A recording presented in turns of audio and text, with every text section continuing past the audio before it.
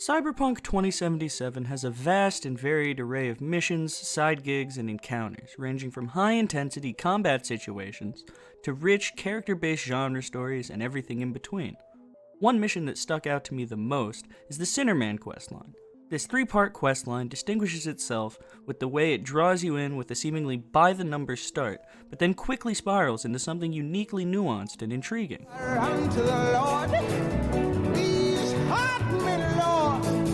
The entire affair starts off when you get a call from one of your fixers about a job for one Bill Jablonski. He wants you to take out his wife's killer, a man by the name of Joshua Stevenson. There's a catch though. Bill wants to ride along with you so he can be there to watch Joshua die. Bill, however, is the one who winds up dead in the ensuing car chase and shootout, with this cut short by Joshua, your target. Joshua, not wanting anyone else to die, intervenes and gives you a new offer, to just ride along with him for the rest of the day. At this point, Johnny makes an appearance and expresses his amusement at the odd situation that's unfolded. Accepting Joshua's offer, you accompany him in the car, which transitions you into the next part of the questline.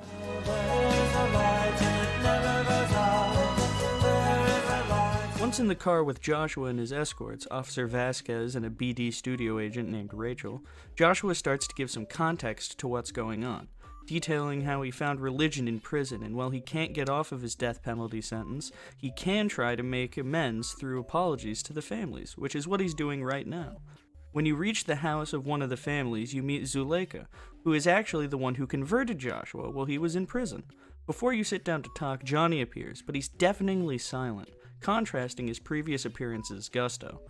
Instead, he quietly observes the victim's memorial and room.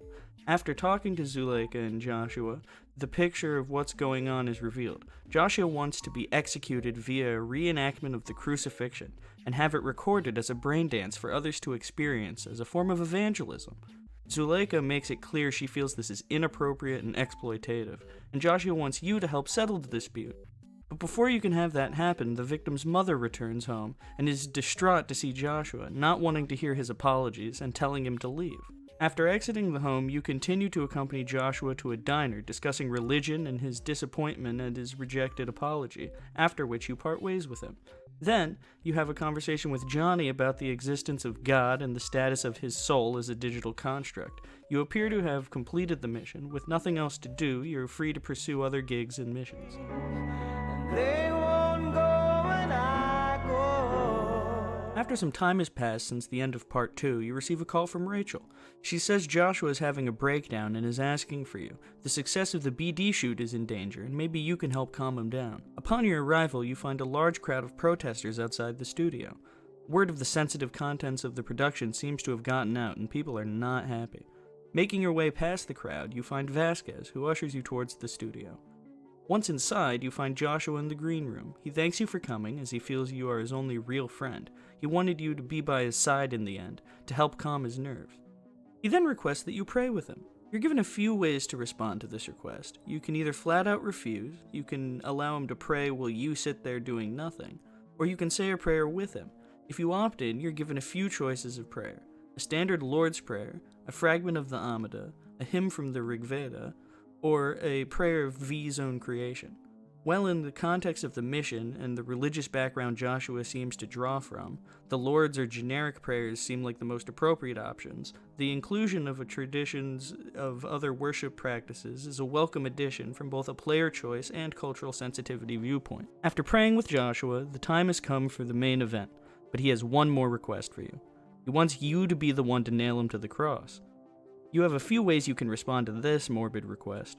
You either do it, refuse outright and leave, or agree to stay with him but not wield the hammer.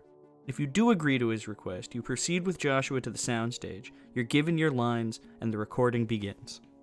Joshua's execution plays out as a slightly abridged version of the crucifixion of Jesus. As Joshua gets into position, Johnny appears and speaks the lines of the unrepentant criminal, which you then respond to with the lines of the believing criminal. After speaking these lines, you begin the process of nailing Joshua down, a grisly task that requires player inputs for each swing of the hammer. Meanwhile, Joshua cries out with the pain of the nails as they drive into him. A few more lines are delivered, and then you finish nailing the feet and go over to the button to raise the cross. Pressing it, you raise Joshua aloft to begin the process of suffocating under his own body weight. And then you just stand there. Johnny manifests as well and quite somberly regards the dying man with you as you wait for the final bit of life to drain out of him.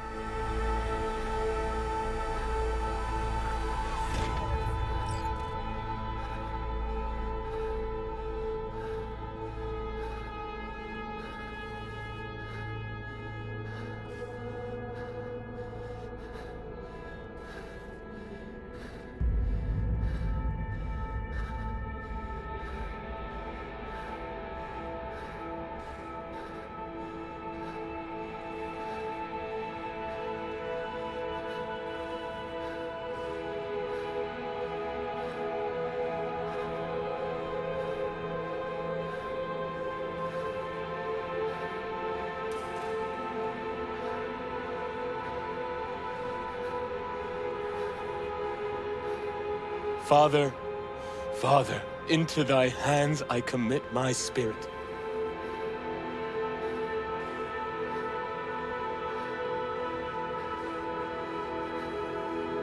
Amen. And then it's done. Rachel lights up a cigarette and tells you that your check will be in the mail, and then you leave, left with only the memory of Joshua and his cause. So why do I feel that this is such a good mission? For me, its quality comes from the complexity of the themes and how they can be applied to both the character's situation and the player's relationship with games as a whole. The mission focuses on the morality of scrolling Joshua's execution BD, and the broader use of technology for such things in both ethical and spiritual senses. These questions are then immediately leveled at the player through the act of playing the mission. How do you feel about controlling V as you graphically reenact the execution of an entire religion's messiah? The numerous opportunities to back out of the mission that are afforded to you reveal the developer's intention to scare you away with the sensitive topics and graphic violence. Another aspect of the mission is the mixture of Joshua's pure intentions with the corporate greed of the studio. This takes on another layer when you consider how the entire experience was presented to you in a commercially sold video game. You yourself being sold the graphic content of both a violent and religious nature. And that's the other thing that stood out to me, the religious themes.